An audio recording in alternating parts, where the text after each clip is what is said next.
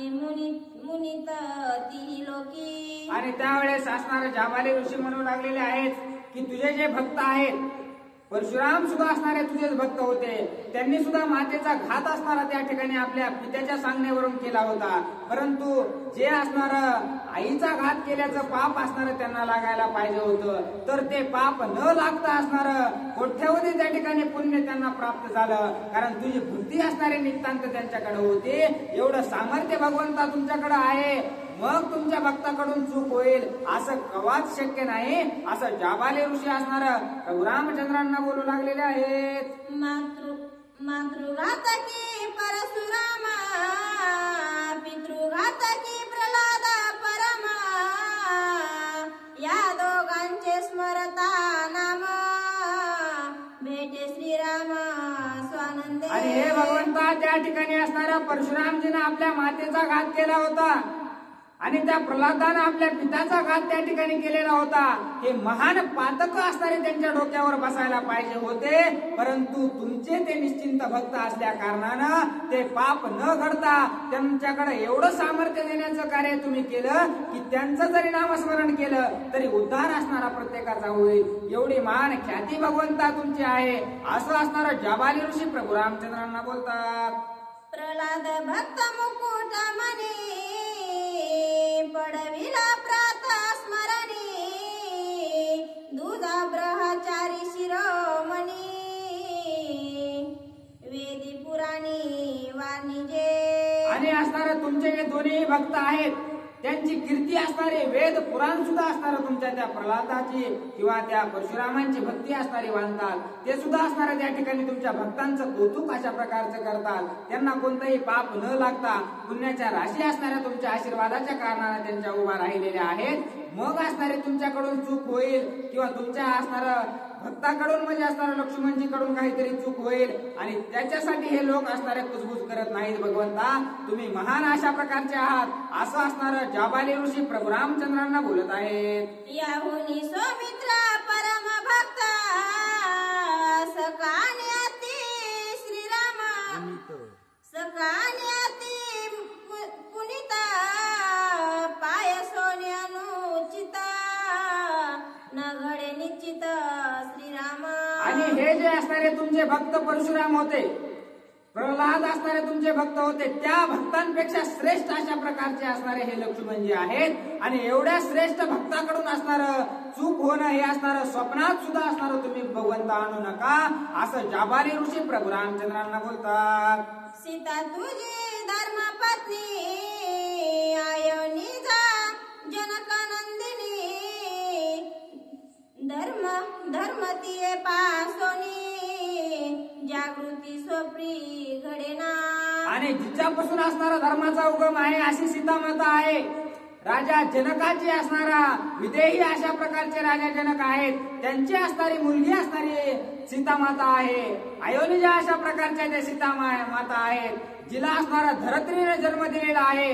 असे महान अशा प्रकारच्या त्या सीता माता आहेत. त्यांच्याकडून सुद्धा असणार जागृतीत तर असणारी एखादी चूक होणारच नाही, परंतु स्वप्नात सुद्धा असणारी एकही चूक भगवंता घडू शकत नाही, असं कौतुक असणारं त्या तिघांचं सुद्धा जाबाली ऋषी करू लागलेले आहेत. अधर्माची आशंकता, तुम्हा माझी नाही श्री रघुनाथा, ऋषी बोलती जे वार्ता, ते गाता सांगेन. आणि हे भगवंता तुम्हाला वाटू लागलेलं आहे की ते ऋषी असणारे काय कुजबूज करू लागलेले आहेत, तुमच्याकडून काहीतरी चूक झाली म्हणून असणार कुजबूज करू लागलेले नाहीत. तुमच्याबद्दल असणार एका असं काना कोपऱ्यात सुद्धा असणार कुणाच्या मनामध्ये शंका येत नाही की भगवंता तुमच्याकडून चूक होईल किंवा लक्ष्मणजीकडून चूक होईल, असं असणार कुणाला वाटत नाही. ते काय कुजबूज करत होते हे मी असणार भगवंता तुम्हाला सांगतो, ऐका. असं असणार जाबाली ऋषी बोलू लागलेले आहे. जनस्थानी वसते जे जना, त्या तपासाच्या ती कंदना, राक्षसी केले अन्नो अयोन्याना, ते भय संपूर्ण सांगती कृषीवर्य. आणि त्यावेळेस असणारे जाबाली ऋषी बोलू लागलेले आहेत की जे जनस्थान म्हणजे असणाऱ्या ज्या ठिकाणावर सर्व ऋषी राहत होते, सर्व ब्राह्मण लोक असणारे त्यांची वस्ती त्या ठिकाणी होती, त्या ठिकाणावर असणार काही राक्षसगणांनी हल्ला केलेला आहे आणि तो हल्ला करून असणारा त्या ठिकाणाहून सर्व जे ब्राह्मण लोक होते, राक्षसगण लोक होते, ते ब्राह्मण गण होते, ऋषीवर्य ज्या ठिकाणी होते, ते असणारे राक्षसांनी हल्ला केल्यामुळं त्या ठिकाणाहून पळून जाऊ लागलेले आहेत. परंतु ते असणारे तुम्हाला सुद्धा ते सांगायचं होतं की ते राक्षस असणारे त्या वस्तीवर हल्ला केलेला आहे आणि हा निरोप तुमच्यापर्यंत पोहोचवायचा होता. परंतु तुम्ही असणारे क्षत्रिय असल्या कारणानं तुम्हाला नेमकं आमच्यासोबत पळा तरी कसं म्हणावं किंवा राक्षस असणारे आपल्या दिशेने येत आहेत हा निरोप सांगावा तरी कसा, म्हणून असणारे ते सर्व भिवू लागलेले होते.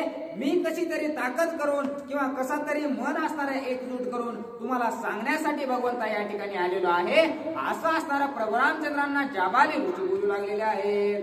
त्या महाभयाची वार्ता ऋषी शंकले तुझा सांगता, माझा हाती तुझा श्री रघुनाथा, तीही हे कथा सांगविली. आणि त्यांच्या सर्व ऋषींच्या असणारं सामर्थ्य कुणाकडेच नव्हतं, कारण भगवंताच्या समोर उभं राहायचं म्हटल्याच्या नंतर त्याला बी काहीतरी सामर्थ्य, काहीतरी धैर्य लागतं. त्यामुळे असणारं कुणातही ते सामर्थ्य नसल्या कारणानं सर्वजण असणारे भीतीपोटी तिकडून असणारे राक्षस आलेले आहेत. परंतु प्रभू रामचंद्र हे असणारे क्षत्रिय असल्या कारणानं जर आपल्याकडून तसं काही सांगण्यात यावं आणि प्रभू रामचंद्राला जर राग आला तर आपला घात करतील किंवा आपल्याला काहीतरी दोष त्या ठिकाणी देतील, म्हणून असणारं मला सर्वांनी विनंती करून हा निरोप तुमच्यापर्यंत पाठवण्यासाठी सांगितलेला आहे, असं जाबाली ऋषी प्रभू रामचंद्रांना बोलू लागलेले आहेत. तापसा करी कोणा बाधू, ऐसा पुसशी सबंधू, रावणाचा धाकटा बंधू, खरं नामे आघद राक्षस तो. आणि हे प्रभू रामचंद्रा, तुम्ही म्हणताना असणारा या तपस्वी लोकांना, या ब्राह्मण लोकांना त्रास तरी कोण देऊ लागलेला आहे? तर तो सुद्धा असणारा साधा सुद्धा राक्षस नाही, तर तो असणारा राजा रावणाचा लहान भाऊ अशा प्रकारचा खर नावाचा राक्षस आहे आणि तो या सर्व ऋषींना त्रास देऊ लागलेला आहे, असं असणारा जाबाली ऋषी प्रभू रामचंद्रांना सांगत आहेत. त्रिशिराने खरा दुषणा, हे तिघे बंधू सखे जाना, 14 सहस्र राक्षस सैन्य जनस्थानी बसविले. आणि हे भगवंता, तर तो एकटा असणारा खरा आलेला नाही, ते सुद्धा असणारे 3 भाऊ अशा प्रकारचे राक्षस आहेत, त्रिशिरा, खर आणि दूषण. आणि त्यांच्या सोबत असणार 14,000 राक्षसांचा फौज फाटा घेऊन असणारे ज्या ठिकाणी असणारे ऋषी त्या ठिकाणी राहत होते किंवा जे ब्राह्मण लोक त्या ठिकाणी राहत होते त्या वस्तीवर येऊन असणारे ते सर्वजण बसलेले आहेत. त्यामुळे असणार सर्व लोक त्या ठिकाणाहून घेऊन पळू लागलेले आहेत. त्या राक्षस भयभीता, तुझा आश्रम करणी येथ, ऋषी राहिले समस्त, त्या राक्षसांत श्रीराम. आणि त्या ठिकाणी असणार सर्व जे असणार राक्षस त्या ठिकाणी आलेले आहेत, म्हणून जे ऋषी आहेत ते असणारे तुझ्या आश्रमापासून असणारा निघून जाऊ लागलेले आहेत. परंतु हा निरोप तुम्हाला सांगण्यासाठी की राक्षस आलेले आहेत, काही घात असणारा तुमचा होईल, हा निरोप देण्यासाठी तुमच्याकडे मला त्या सर्व ऋषींना मिळून पाठवलेला आहे, असं जाबाली ऋषी बोलू लागलेले आहेत. पर्याजी आली असे नवी वार्ता, तेने भयवारी ऋषी ते समजता, तुझं सांडोली श्री रघुनाथा, आणि पर्वता जाऊ पाहती. आणि या आता असणारा नवीन असणारा त्या राक्षसांचा निरोप आलेला आहे की तुझ्या सोबत असणार सर्व जे असणारे या ठिकाणी ऋषीगण आहेत यांचा घात करण्याचा विचार असणारा त्या ठिकाणी त्या खर राक्षसानं आखलेला आहे. त्यानं ठरवलंय, त्याची अशी चर्चा झालेली आहे की त्या चित्रकूट पर्वतावर कोण प्रभू रामचंद्र राहतात, कोण लक्ष्मणजी राहतात किंवा कोणकोणते ऋषी त्यांच्या सोबत असतील त्यांचा घात असणारा मी करणार आहे, अशी चर्चा असणारी भगवंता आम्ही त्या खराची ऐकलेली आहे. आणि तो निरोप तुम्हाला द्यायला आम्हाला भीती वाटत होती आणि तोच निरोप सांगण्यासाठी मी आलेलो आहे भगवंता, असं असणारा जाबाली ऋषी प्रभू रामचंद्रांना बोलत आहेत. राक्षस खरा प्रती सांगत, श्रीराम सहे ऋषी समस्त, राहिले चित्रकूटात, तो सोय येथ येऊ इच्छी. आणि त्याला असणार त्यांच्याच टोळीतल्या एका राक्षसानं हा निरोप दिलेला आहे की त्या चित्रकूट पर्वतावर सगळेजण पळून गेलेले आहेत, परंतु तो जो चित्रकूट पर्वत आहे त्या चित्रकूट पर्वतावर प्रभू रामचंद्रासोबत काही ऋषीगण असणारे त्या ठिकाणी दडून बसलेले आहेत. त्यामुळे असणारा तो या ठिकाणी आपल्याला मारायला निश्चितच प्रभू रामचंद्र येणार आहे असं जाबाली ऋषी प्रभू रामचंद्रांना बोलतात. ससैन्य बंधू तिघे जण रातोराती घालून मारोनी राम लक्ष्मण सीतापनाने पाहती. आणि ते तिघ भावांनी असा कट रचलेला आहे की आपण असणार त्यांना सुद्धा असणारा प्रभू रामचंद्राची ख्याती माहिती होती, कारण सुबाहूला त्या ठिकाणी प्रभू रामचंद्रांनी आधी मारलेलं होतं. ताटिकेचा वध असणारा केलेला होता, त्यांच्या भावाचंच असणारा तोंडात माती घातलेली होती. त्यामुळे यांनी दिवसा जाण्याचं ठरवलेलं नाही की रात्री आपण त्या ठिकाणी प्रभू रामचंद्राकडे जाऊ आणि रातचं जाऊन असणारा प्रभू रामचंद्राचा घात करू आणि नंतर जे काही ऋषीगण राहिलेले आहेत त्यांचा सुद्धा घात करू असा विचार भगवंता त्या खरदूषण त्या राक्षसांनी नियोजन केलेलं आहे असं जाबाली ऋषी बोलू लागलेले आहेत. सन्मुख यावे तुम्हा प्रती तव तुम्ही परम पुरुषार्थी हा धाक सदा वाहती तुमची ख्याती कळली असे. तुमच्या समोर येण्याचं सामर्थ्य असणारं त्या ठिकाणी भगवंता त्यांच्याकडे नाही, कारण राक्षसाचं कामच तसं असतंय. कारण तुम्ही असणारे क्षत्रिय आहात, मान्य आहे आम्हाला तुम्ही क्षत्रिय आहात, तुम्ही जर त्यांच्यासोबत युद्ध केलं तर निश्चितच असणारा तुम्ही विजय प्राप्त कराल. परंतु ते काही असणारे क्षत्रिय पित्रिय त्यांना धर्म माहित नाही. ते ज्या पद्धतीनं त्यांना कपट बुद्धीनं करता येईल, रात्री करता येईल, छळून करता येईल तशाच प्रकारे असणार ते कशाही प्रकारे तुमचा घात करतील असा असणारा जाबाली ऋषी प्रभू रामचंद्रांना समजावून सांगत आहेत. ताटकावधिली एके बाणे सुबाहू घेतला प्राणे मारीची उडविला सत्राने त्याशी झुंजणे प्राणात.